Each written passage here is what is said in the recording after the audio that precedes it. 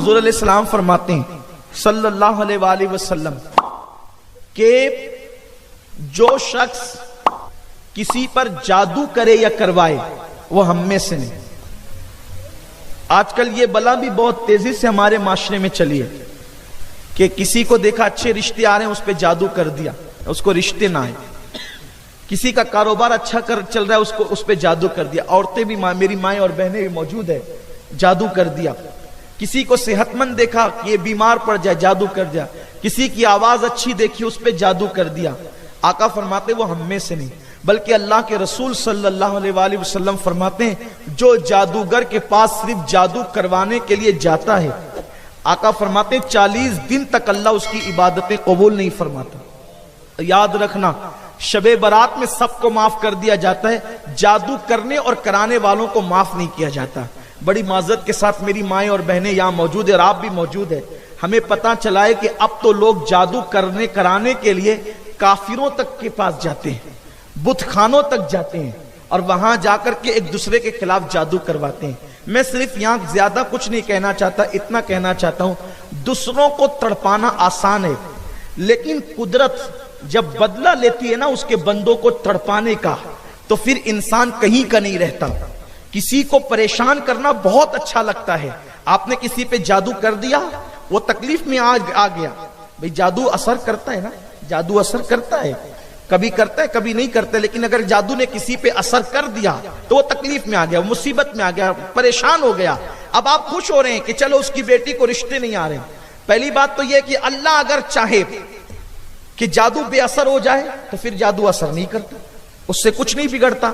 लेकिन कभी कभी तकदीर में अगर लिखा हुआ हो कि जादू के जरिए से ये मुसीबत में परेशान हो जाए, तो कभी कभी हुजूर अलैहिस्सलाम पे खुद एक यहूदन ने जादू किया था, तो उसके आसार अल्लाह के रसूल सल्लल्लाहु अलैहि वसल्लम के वजूद नास पर जो है वो जाहिर होने लगे थे। फिर अल्लाह ताला ने सूरह फलक और सूरह नास को नाजिल फरमाया, हुजूर अलैहिस्सलाम ने उसकी तिलावत की, तो आकाए करीम सल्लल्लाहु अलैहि वसल्लम की तिलावत की बरकत से वो है वो जादू का असर खत्म हुआ। यहां तक हमारे बुजुर्गों ने लिखा है हुजूर की जो जुल्फें थी उसमें गांठ दी थी, गांठ दे करके जो है वो जादू किया था।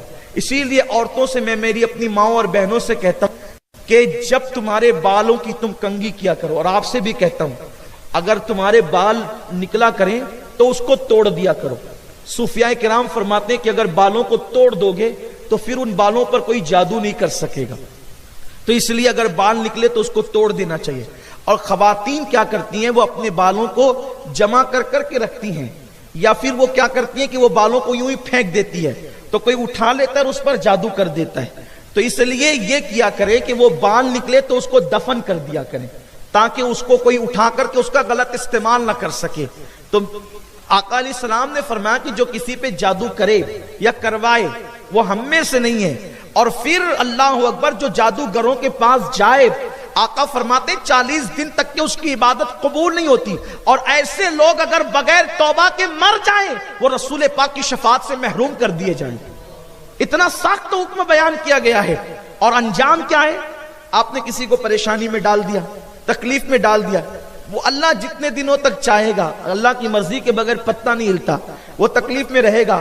और अल्लाह जिस दिन चाहेगा तो वो कोई छोटा सा वजीफा ही पढ़ लेगा तो वो जादू खत्म हो जाएगा। कुछ ना कुछ तो उसके लिए रास्ता निकलेगा ना, क्योंकि आप किसी को परेशान कर सकते हैं। कहते हैं ना शैतान हलाकान करता है, जान से नहीं मार सकता। तो ऐसी सूरत में, लेकिन जब कुदरत आपसे बदला लेगी, आपसे इंतकाम लेगी, लोगों को सताने वालों का अंजाम कभी अच्छा नहीं होता। उन लोगों को हमने देखा है जो जादू करते कराते हैं, जब वो दुनिया से गए तो लोगों ने उनके जनाजों में शिरकत करके कहा कि चेहरे ऐसे हो गए थे कि छुपाना पड़ा, जनाजा ऐसा हो गया था कि जल्दी से उठाना पड़ा। लोगों ने दुपट्टे रख लिए अपने नाक पर, लोगों ने रुमाल रख लिए अपने मुंह पर, जिस्म से ऐसी बदबू आई। मुसलमानों याद रखो, जादू करके किसी को मत सताओ, किसी को तकलीफ मत पहुंचाओ। चंद औरतें देखती है कि मेरे देवर देवरानी की अच्छी जम रही है, चली गई जादू कराने। कि इनके दरमियान जुदाई पैदा हो जाए। हंसने की बात नहीं, ये बहुत तकलीफ की बात है। हुजूर ने फरमाया वो हम में से नहीं। आप कितनी भी नमाजें पढ़िए, कितने भी रोजे रखिए, कितने भी हज करिए, कितने भी ज़कात दीजिए, हुजूर ने अपने महबूब उम्मतियों की फहरिस्त से खातम खारिज कर दिया उन लोगों को जो लोग जादू करते कराते हैं। आका फरमाते हैं वो हम में से नहीं है। अल्लाह अकबर।